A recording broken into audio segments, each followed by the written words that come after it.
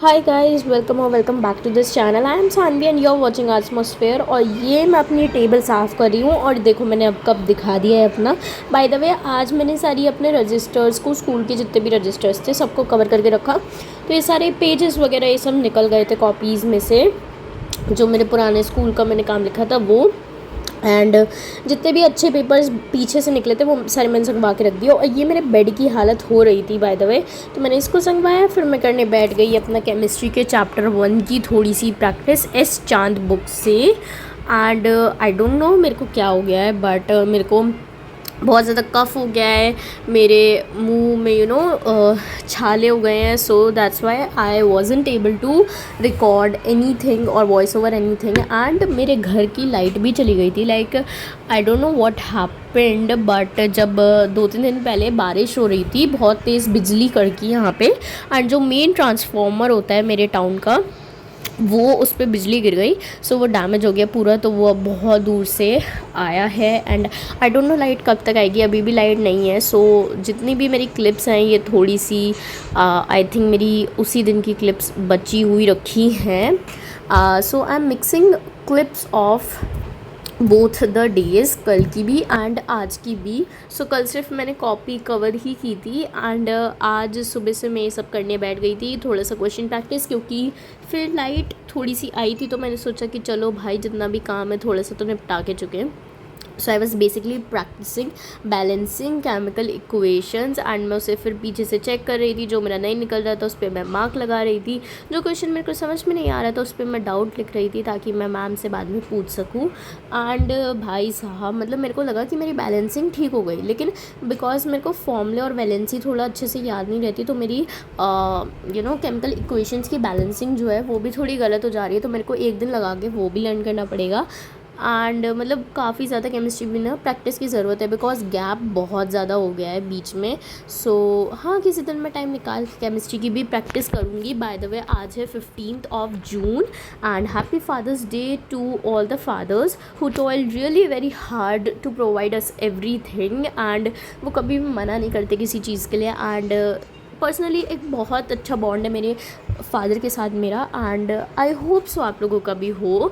So wish your father a very happy father's day. And कुछ special करो उनके लिए, चाहे छोटे से कार्ड वगैरह ही बनाओ या कुछ भी करो। एंड वीडियो में लास्ट तक बने रहना देखने के लिए कि मैंने अपने पापा को क्या गिफ्ट दिया। So back to the video. अभी हमारे घर की थोड़ी सी लाइट चली गई थी, तो मैंने फ़ैन थोड़ी देर के लिए ऑन कर लिया था और कैंडल जला ली थी। लेकिन जैसे मैं कैंडल जला के पढ़ने बैठी तभी मेरी सारी कैंडल जलाने की मेहनत बेकार हो गई। लाइट तभी आ गई तो और आई और फिर चली गई। तो फिर मैंने सोचा कि अभी तो दिन का टाइम है, तो फिर ऐसे ही पढ़ लेते हैं, बिकॉज़ थोड़ी सी लाइट आ रही थी ऊपर से। तो मैंने अपना बैच खोला एंड आई डोंट नो मेरे 15-16 मिनट्स तो इसी चीज़ में वेट हो गए थे। मैंने बैच खोला, चल ही नहीं रहा था batch.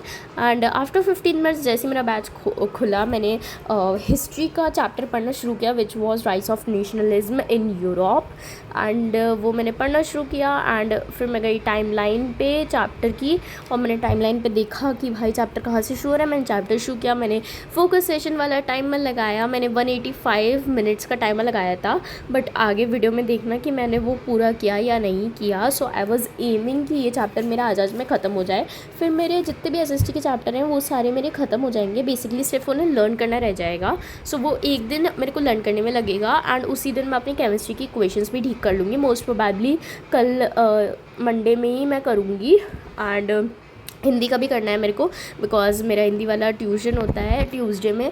So I also have to do that. And ये सर नेशनलिज्म की डेफिनेशन बता रहे थे। बाय द वे, बैच में सर बहुत अच्छा पढ़ा रहे हैं। देखो, I can be very wrong, but मेरे को दिगराज सर का कम समझ में आता है। I feel boring in his class. But Kunal sir के लिए मैंने ये लेक्चर लिया था बेसिकली एसएसटी और हिंदी के लिए, क्योंकि हिंदी के सर भी मुझे बहुत पसंद है। And Kunal sir is also very good teacher and मुझे काफ़ी ज़्यादा पसंद है कुणाल सर की टीचिंग। और अगर मैं दिगराज सर की बात बताऊं तो मैंने भी उनसे 6 से लेकर 8 तक उन्हीं से पढ़ा है एसएसटी, एंड मुझे काफ़ी ज़्यादा पसंद था। बट आई डोंट नो फिर क्या हुआ कि मेरे को उनके लेक्चर्स बहुत ज़्यादा बोरिंग लगने लग गए। जब 9th में मैंने ये वाला बैच लिया था पीडब्ल्यू का, तब मेरे को पता चला कुणाल सर के बारे में। And trust me, I am very serious कि वो मेरे को बहुत अच्छे लगते हैं। लाइक वो बीच में जोक्स वगैरह क्रैक कर सकते हैं कर लेते हैं मतलब। एंड बट अगर दिगराज सर या किसी भी टीचर को कोई भी अच्छी रिकॉग्निशन मिलती है तो हम स्टूडेंट्स हमेशा उसे सपोर्ट करते हैं, because I know Digraj sir बहुत अच्छे टीचर हैं एंड बहुत ज़्यादा मेहनत करते हैं हमारे लिए। एंड उन्हें अभी रिसेंटली अवार्ड भी मिला था एजुकेशन मिनिस्टर से। आई नो कि आप लोगों को ऑलरेडी पता चल गया होगा, I am very late in telling this, but you know मेरे बिहाफ से भी उन्हें बहुत बड़ा सैल्यूट, क्योंकि 6 to 8 मैं उन्हीं से पढ़ी हूँ। मेरे को पता है वो बहुत मेहनत करते हैं। 6th में कोई ध्यान नहीं देता SST पे, सब ये सोचते हैं कि भाई क्या ही करोगे, and SST is a subject जो खुद से हो जाती है। But trust me, I am very weak at SST and 6 to 8 का बेस उन्होंने ही मेरा बनाया था। बट 9 से मैं कुणाल सर से पढ़ रही हूँ and I respect both the teachers. अभी भी जैसे 10 मिनट्स वाले रैपिड रिविजन देखने होते हैं तो मैं वो दिगराज सर की देखती हूँ। ऐसा नहीं है मेरे को उनका समझ में नहीं आता, मैं जस्ट उनकी क्लास में बोर हो जाती हूँ। बट कुणाल सर की क्लास में अभी तक तो थैंकफुली ऐसा कुछ नहीं हुआ है। सो हाँ, आज मैंने एक ही लेक्चर कंप्लीट कर पाई थी मैं इस चैप्टर का। द रीज़न वाज कि मेरे पास बीच में मैं रिकॉर्ड कर रही थी क्लिप्स अपने फ़ोन से, पापा का कॉल आ गया कि मेरे को लैपटॉप चाहिए, काम करना है। सो मेरा टाइमर भी मेरे को तभी रोकना पड़ा एंड यू नो मेरे को तभी अपनी पढ़ाई भी रोकनी पड़ी। इफ़ यू आर थिंकिंग कि मैं यहाँ नोट्स में क्या कर रही हूँ, तो नोट्स में मैं जस्ट जो चीज़ें मैं लिखने से छोड़ दी थी बैच में वो मैं लिख रही थी एंड बहुत सारी चीज़ों के नोट्स में बचे। So this was a letter I made for my dad and अब मैं इसका एक एनवलप बना रही थी ऊपर से, यू नो थोड़ा अच्छे से, जिससे मैं पैक करके दे दूँ। एंड ट्रस्ट मी बहुत अच्छा बना था। एंड फिर मैंने कैंडल जला के पूरा उसे लुक देने की कोशिश की थी। आई थिंक सो कि ठीक ठीक सा बना था, बट मेरे को काफ़ी अच्छा लगा। मैं एंड रिज़ल्ट अभी लगा दूँगी वीडियो में। एंड ये स्टैम्प मेरा सारा बेकार हो गया था, इसके चक्कर में मेरा हाथ एंड मतलब काफ़ी ज़्यादा अच्छा गिफ्ट बना था। अभी तक तो मैंने अपने पापा को नहीं दिया है, बट मैं अभी सून बहुत जल्दी देने वाली हूँ पापा को, बिकॉज ये उनका ही गिफ्ट है। Thank you so much for watching, we love you, bye.